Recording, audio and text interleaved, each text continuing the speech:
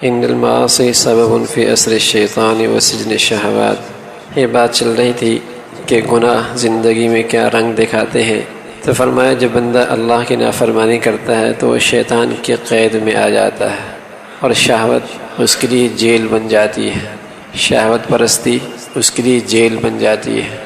اور یوں جب آدمی شیطان کے قید میں آتا ہے تو خیر کی طرف اس کا قدم اٹھتا بھی نہیں، ایسا لگتا ہے کوئی چیز اسے روک رہی ہے اللہ کی طرف جانے سے، توبہ کرنے سے، اچھے لوگوں کے پاس بیٹھنے سے۔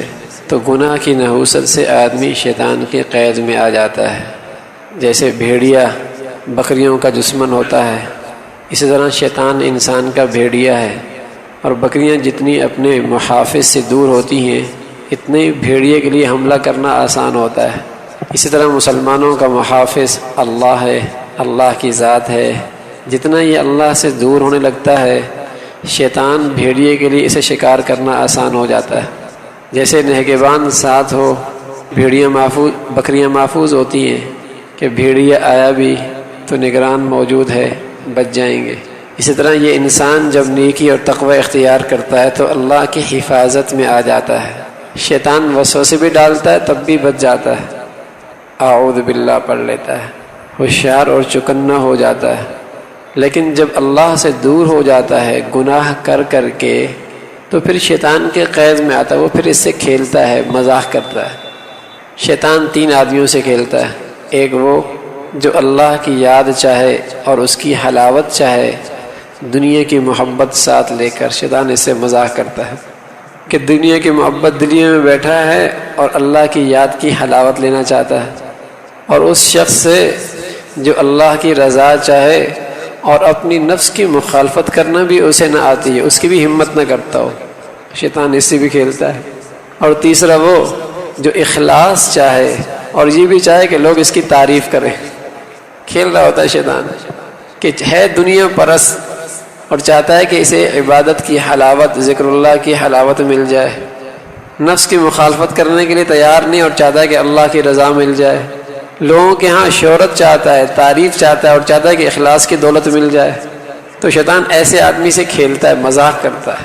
تو میرے عزیزو، جب اللہ کی نافرمانی ہوتی ہے تو اس کے پاؤں میں شیطان کی بیڑیاں آ جاتی ہیں، پھر نیکی کی طرف پاؤں اٹھتا ہی نہیں ہے، طبیعت مائل ہی نہیں ہوتی، نہیں دل کرتا سجدہ کرنے کا، نہیں دل کرتا زبان کھولنے کا تلاوت کا، نہیں دل کرتا مسجد کی طرف رخ کرنے کا۔ بیڑیاں پڑ گئی گناہ کی نحوست سے۔ ملازم ساتھ تھا، صاحب بھی ساتھ تھے، ملازم نے کہا 2 رکعت مسجد میں جا کے پڑھ لوں، تھوڑی دیر ہو گئی۔ بھئی کیا بات ہے، نکلے نہیں، آنے نہیں دے رہا، حیران صاحب کون نہیں آنے دے رہا، پریشان۔ فرمایا جو وہ جس نے تم سے توفیق چھین لی اندر آنے کی، وہ اللہ آج ہمیں اندر سے باہر نہیں آنے دیتا۔ تو جب نیکیاں ہوتی ہیں تو آدمی نیکیوں کے قلعے کے اندر آ جاتا ہے، پھر نیکیوں سے باہر نکلنا اس کی مشکل ہو جاتا ہے۔ اور جب گناہ کرتا ہے تو شیطان کی قید میں آ جاتا ہے، اس کی بیڑیاں پاؤں میں لگ جاتی، قدم نہیں اٹھتا۔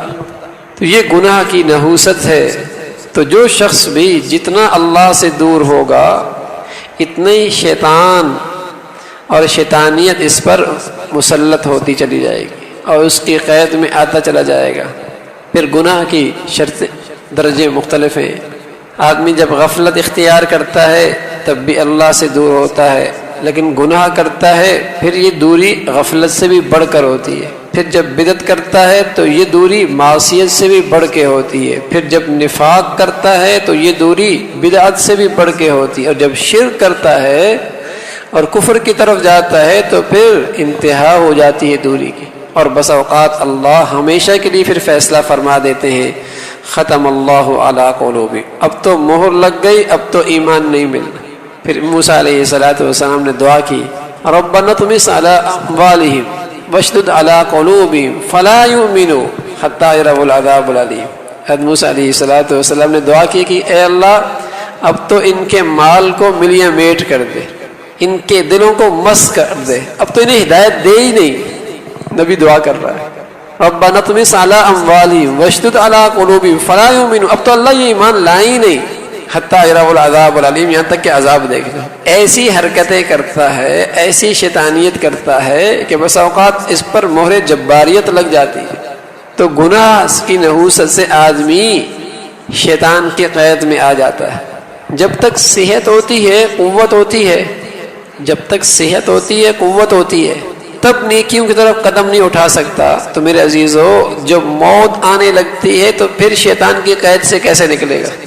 اس لیے بہت مرتبہ ایسا ہوا کہ شیطان کے قید میں ایسا آیا کہ کلمہ پڑھنا چاہتا ہے، نہیں پڑھ سکتا، پتہ نہیں کیا بوجھ ہے، کلمہ زبان سے نہیں نکلتا۔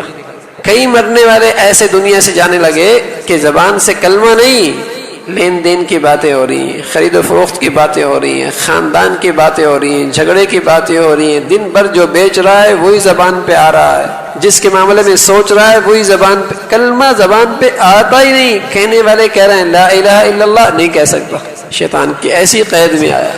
صحت ہے، طاقت ہے، اس صحت اور طاقت میں نہیں نکل سکتا، تو جب بیمار ہوگا، موت کا وقت ہوگا، تب تو شیطان اپنی تمام تر چالوں کے ساتھ اور تمام تر توانائیوں کے ساتھ اور تمام تر سازشوں کے ساتھ قریب آ جائے گا کہ یہ آدمی بغیر ایمان کے دنیا سے چلا جائے۔ اس لیے رسول اللہ صلی اللہ علیہ وسلم نے فرمایا، بہت سارے لوگ کل قیامت میں کفار کی صف میں کھڑے ہوں گے اور کہنے والے کہیں گے کہ تم تو مسلمان تھے، مردم شماری میں تمہارا نام مسلمانوں کا سا، اور تم مسلمانوں کی محفلوں میں اٹھتے بیٹھتے، شمار تمہارا مسلمانوں کا سا، بلادری خاندان تمہارا مسلمان، اور تم آج کافروں کے صف میں۔ تو بتلایا جائے گا یہ وہ لوگ ہیں جنہوں نے اس اسلام کی نعمت کی ناقدری کی ہے اور شیطان کے جال میں ایسے پھنسے کہ موت کے وقت یہ ایمان کی دولت سے بھی محروم ہو گئے۔ تو میرے عزیزو، اس گھڑی سے پہلے شیطان کی قید سے آزادی ضروری ہے، شیطان کی قید سے آزادی ضروری ہے۔ اس کی لگی پاؤں میں بیڑیاں، ان کو توڑنا ضروری ہے توبہ کے ذریعے، اور اگر وہ نہ ٹوٹی، اس صحت میں، اس قوت میں اور اس شاندار مقدس مہینے کے موسم میں نہ ٹوٹی، تو موت کے وقت تو ویسے ہی آدمی کمزور ہو جاتا ہے، ویسے ہی کمزور ہو جاتا ہے۔ آج مفتی شفیع صاحب رحمۃ اللہ علیہ نے تفسیر میں لکھا، فرمایا موت کے وقت شیطان اپنی پوری کوشش لگتا ہے، اور اللہ کی خاص مدد اور نصرت نہ ہو تو اس وقت ایمان بچانا مشکل ہو جاتا ہے۔ ان الذين قالوا ربنا الله ثم استقاموا تتنزل عليهم الملائکہ، جو ساری زندگی شیطان کی قید سے آزاد رہے اور اللہ کی مان کے چلتے رہے استقامت کے ساتھ، جب ان کا موت کا وقت قریب آتا ہے تتنزل علیہم الملائکہ، اس کے ارد گرد فرشتے آ جاتے ہیں، شیاطین کو ہٹا دیتے ہیں، یہ ہمارا بندہ ہے، یہ ہمارا آدمی۔ تتنزل علیہم الملائکہ، ارد گرد شیطان گھیرا کر لیتے ہیں، ڈیرا ڈال لیتے ہیں، شیاطین دور بھاگ جاتے ہیں۔ اللہ تخافوا ولا تحزنوا وابشروا بالجنہ، خوف کی کھانے کی ضرورت نہیں، جہاں جا رہا ہو بڑے مزے ہیں، ابشروا، مزے ہیں، مزے آگے، نہ پیچھے کے بارے میں غم کرو نہ آگے کے بارے میں فکر کرو، بڑے مزے ہیں۔ وابشروا بالجنۃ التی کنتم توعدون، خوشخبریاں لو شاندار باغات کی جو اللہ نے تمہارے لیے میزبانی تیار کر رکھی ہے۔ نزلا من غفور الرحیم، آج تم اللہ کے مہمان بن رہے ہو اور اللہ تمہارا میزبان بن رہا ہے، اور اللہ میزبانی اپنی شان کرے گا۔ یہ خوشخبریاں موت کے وقت مل رہی ہوتی، اس لیے تو حضرت بلال رضی اللہ تعالیٰ عنہ جب دنیا سے جانے لگے تو ارد گرد کے لوگ کہنے لگے واہ کربا، ہے افسوس، رونے لگے۔ تو حضرت نے فرمایا بھائی کیوں روتے ہو؟ کہا حضرت آپ جا رہے ہیں۔ کہا کیا ہوا؟ غدن نلقل محمدن و اصحابہ، مزے آئیں گے، کل دوستوں سے محمد رسول اللہ سے ملاقات ہو جائے گی۔ ایسے لوگوں کے لیے الموت تحفۃ المومن، ایسے لوگوں کے لیے موت تحفہ بن کے آتی ہے۔ مزے آ گئے، مزے آ گئے۔ جب یہ آیا تھا تو روتا ہوا آیا تھا، جب جا رہا ہے تو دنیا رو رہی ہے، یہ ہنستا ہوا جا رہا ہے۔ جب یہ آیا تھا دنیا ہنس رہی تھی، یہ رو رہا تھا۔ اب اتنی شاندار زندگی گزاری، اتنا اللہ سے پیار کیا اور ایسی اللہ سے محبت اور لو لگائی، اب یہ جا رہا ہے، دنیا رو رہی ہے، یہ خوش ہے، محبوب سے ملاقات ہو جائے گی، محبوب سے ملاقات ہو جائے گی، مزے آ جائیں گے، اسی کی تو انتظار تھی۔ تو میرے عزیزو، جب آدمی شیطان کی قید میں آتا ہے تو زندگی میں، صحت میں جب اللہ کی طرف نہیں متوجہ ہو سکتا تو موت کے وقت پھر کلمہ نہیں، کلمہ کہنے والے تلقین کریں پھر بھی زبان سے نہیں نکلتا۔ ایسے دسیوں نہیں، ہزاروں عبرتناک نمونے ہیں۔ ہسپتالوں میں جا کے دیکھیے، مرنے والے کتنی کی زبانوں پہ کلمہ آتا ہے، کتنوں کی زبانوں پہ نہیں آنا۔ تو شیطان کی قید میں جب آدمی آ جاتا ہے تو پھر نیکی مشکل ہو جاتی ہے، اور اس کی بیڑیاں لگتی ہیں گناہوں کی نحوست سے، گناہوں کی نحوست سے۔ جب بندہ گناہ کرتا ہے شیطان کی بیڑیاں اور مضبوط ہوتی چلی جاتی ہیں، مضبوط ہوتی چلی جاتی ہیں۔ اس لیے فرمایا گناہ کی نحوست سے آدمی شیطان کی قید میں آتا ہے۔ وَإِنَّ الْمَعَاصِي سَبَبٌ فِي سُقُوطِ الْجَاهِ وَالْمَنزِلَةِ عِندَ اللَّهِ وَعِندَ خَلْقِهِ، اور اس گناہ کی نحوست سے آدمی اللہ کی نظروں سے، مخلوق خدا کی نظروں سے گر جاتا ہے۔ ایک اللہ کی بڑی نعمت ہے کہ اللہ بلند مرتبہ دونوں جہانوں میں نصیب فرما دے۔ وَرَفَعْنَا لَكَ ذِكْرَكَ، پیارے نبی کی ایک خاص شان تھی، ہم نے آپ کا ذکر بلند کر دیا۔ انبیاء علیہ الصلوۃ والسلام کے بارے میں اللہ نے فرمایا ہم نے انبیاء کی شان بلند کر دی، ان کا نام بلند کر دیا، ان کا تذکرہ خیر پیچھے والوں میں ہمیشہ چھوڑا، ہمیشہ لوگ ان کا اچھا تذکرہ کرتے۔ کون ہے جو ابو جہل کا نام اپنے بیٹے کا رکھے گا اور بلال کا نام رکھنے کے لیے مسلمان تیار ہے؟ یہ کیا ہے؟ اللہ نے ان کا ذکر بلند کر دیا۔ نبی علیہ الصلوۃ والسلام کے بیٹے کا انتقال ہوا تو مشرکین نے خوشیاں مچانا شروع کر دی، ارے اس کی تو نسل ہی نہیں چلے گی، جب نسل نہیں چلے گی تو اس کا دین بھی نہیں چلے گا، دین ہی نہیں چلے گا۔ اللہ نے آیتیں اتار دی، انا اعطیناک الکوثر فصل لربک وانحر ان شانئک هو الابتر، آپ کا دشمن ہی بے نام و نشان رہے گا، اللہ آپ کا تو ذکر بہت بلند کرے گا۔ تو اچھے تذکرے لوگوں میں اور اللہ کے ہاں، فرشتوں کے ہاں، یہ اللہ کی بڑی نعمت ہوتی ہے، نیکی کی بدولت یہ نعمت ملتی ہے۔ تو اللہ نے انبیاء کی شان بلند کی، جو انبیاء والی نیکیاں اختیار کرے گا اللہ ان کو اس رفعت اور بلندی میں حصہ ضرور دے گا۔ بھائی جس کی جو وراثت لے گا اس وراثت میں اس کی تمام خوبیاں بھی آئیں گی نا۔ نیکیاں انبیاء کی وراثت ہے، محمد رسول اللہ کی وراثت ہے، جو اسے اختیار کرے گا اللہ اسے بھی وہ شان نصیب فرمائے گا جو انبیاء کی بلند شان عطا فرمائی تھی، اس کو بھی عزت دے گا دونوں جہانوں میں، اس کی شان بھی بلند ہوگی، لوگوں میں اس کا بھی تذکرہ خیر ہوگا۔ اور اگر اللہ کے نافرمانوں کی وراثت لی، نافرمانیاں لی، تو جیسے وہ ذلیل و خوار ہوئی ہے، لوگ ان کو بھی اچھے تذکرے سے یاد نہیں کریں گے، نہ اللہ کیا اس کے تذکرے اچھے ہوں گے، نہ مخلوق کیا اس کے تذکرے اچھے ہوں گے، اچھے تذکرے نہیں ہوں گے۔ تو اچھا تذکرہ، نیک تذکرے، نیک نامی، یہ بڑا نیک ہے، یہ بڑا صالح ہے، یہ بڑا محسن ہے، یہ متقی ہے، یہ پرہیزگار ہے، اچھے نام ہے۔ اور یہ بدکار ہے، یہ فاسق ہے، یہ سود خور ہے، یہ رشوت لیتا ہے، ایک نام یہ۔ تو یہ معاشرے میں اچھے لوگوں میں کن ناموں سے یاد کیا جاتا ہے؟ کن ناموں سے یاد کیا جاتا ہے؟ تو اچھے تذکرے، اچھے نام، اچھی شہرت، یہ بھی اللہ کی ایک نعمت ہے۔ اور جب بندہ اللہ کی نافرمانی کرتا ہے تو یہ اللہ کی نظروں سے بھی اس کی عزت گر جاتی ہے، اور مخلوق کی نظروں سے بھی عزت گر جاتی ہے۔ اور بس اوقات تو وہ ایسا گرتا ہے کہ اس کی زندگی خواری کی گزرتی ہے، کوئی نگاہ بھی اس کی طرف نہیں اٹھاتا، اس کی زندگی کا ساری خوشیاں ختم ہو جاتی ہیں، وہ ذلیل بن کر زندگی معاشرے میں گزارتا ہے، رسوا بن کے معاشرے میں زندگی گزارتا ہے۔ اور جب اللہ رب العزت کی نظر کرم پڑ جائے تو اللہ بغیر خاندان کے نیکی کی بدولت عزت دے دیا کرتا، بغیر نسب کے، بغیر عہدے اور منصب کے، بغیر دولت کے اللہ عزت دیتا۔ حضرت بلال رضی اللہ تعالیٰ عنہ رنگ کے کالے تھے، حبشی تھے، ہونٹ بھی موٹے موٹے تھے، لیکن نبی علیہ الصلوۃ والسلام کی وراثت کو ایسا دل سے لگایا کہ سیدنا عمر جیسا آدمی امیر المومنین کہنے لگے بھائی بلال تو ہمارا بھی سردار ہے۔ سلیمان فارسی رضی اللہ تعالیٰ عنہ غلام بکتے بکائے، نہ جانے کتنے ہاتھوں سے بکتے بکتے حضور علیہ الصلوۃ والسلام کی خدمت میں آئے۔ حضور علیہ الصلوۃ والسلام نے اس صحابی کو اتنا بڑا اعزاز دیا کہ سلمان تو ہمارے اہل میں سے، سلمان ہم میں سے، اتنی بڑی نسبت۔ تو میرے عزیزو، نیکی آدمیوں کتنی بلندیاں نصیب فرماتی ہے۔ حضور علیہ الصلوۃ والسلام معراج میں گئے، اپنے آگے پاؤں کی آہٹ سنی، دنیا میں تشریف لائے، بلال تم کون سی نیکیاں کرتے ہو؟ جنت میں ہم نے تمہارے قدموں کی آہٹ سنی ہے، اتنا مرتبہ اللہ نے تمہیں دیا ہے، کیا کرتے ہو؟ کہ اللہ کے رسول جب بھی وضو ختم ہوتا ہے فوراً وضو کر لیتا ہوں، اور وضو کرنے کے بعد 2 رکعت تحیۃ الوضو یعنی طہارت کی شکرانے کے 2 رکعت نفل ادا کرتا ہوں۔ فرمایا اللہ نے اس لیے تو اتنا بلند مقام دے دیا تمہیں، اتنی عزت دے دی۔ تو نیکی، اطاعت، طہارت سے عزت جاہ بڑھتی ہے، اللہ کے ہاں بھی، مخلوق کے ہاں بھی۔ اور گناہ نافرمانی سے یہ شخص اللہ کے ہاں بھی رسوا ہوتا ہے اور اللہ کے نیک بندوں کے ہاں بھی رسوا ہو جاتا ہے. دلوں میں عزت نہیں بیٹھتی, اپنی نہیں عزت کرتے, بیوی نہیں عزت کرتی, اولاد نہیں عزت کرتی, اپنے ماتحت نہیں عزت کرتے. جو اللہ کے ہاں ذلیل ہوگا کہاں اس کی عزت دلوں میں بیٹھے گی. وَمَن يُهِنِ اللَّهُ فَمَا لَهُ مِن مُكْرِمٍ, جسے اللہ ذلیل کر دے, جو اللہ کی نظروں سے گر دے, وہ کسی کی نظروں میں نہیں بیٹھ سکتا. اولاد بھی نہیں آنکھوں میں بٹھاتی, گھر کے رہ جن پر یہ اب تک جن کے راز رہتا رہا وہ بھی اس کو آنکھوں میں نہیں بٹھاتے.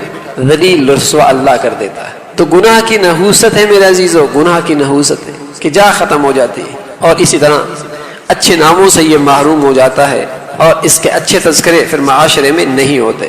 اور گناہ کرتے کرتے ان المعاصی توجب القطیع بین العبد و بین ربہ, گناہوں کی نحوست سے بندے کا اللہ سے تعلق بالکل ختم ہو جاتا ہے. اور جب اللہ سے تعلق ختم ہوا تو سمجھ لے اس کے لیے خیر کے دروازے بند ہو گئے اور شر کے دروازے کھل گئے. خیر کا ہر دروازہ اس کے حق میں بند ہو گیا, شر کا ہر دروازہ اس کے حق میں کھل گیا. اگرچہ دولت آ رہی ہے وہ بھی خیر کی حیثیت سے نہیں آئی, شر کی حیثیت سے آ رہی ہے. مال آ رہا ہے وہ بھی خیر کی حیثیت سے نہیں آ رہا, شر کی حیثیت سے آ رہا. اس لیے کہ جب اس کا اللہ سے تعلق ختم ہوا, بس اوقات کیا ہوتا ہے, آدمی جسم موٹا ہو رہا ہوتا ہے, پاؤں پھول رہا, لیکن یہ پاؤں پھولنا صحت کی علامت نہیں ہوتی. یہ پاؤں پھولنا صحت کی علامت نہیں ہوتی. پیٹ بڑھ رہا ہے, صحت کی علامت نہیں ہوتی.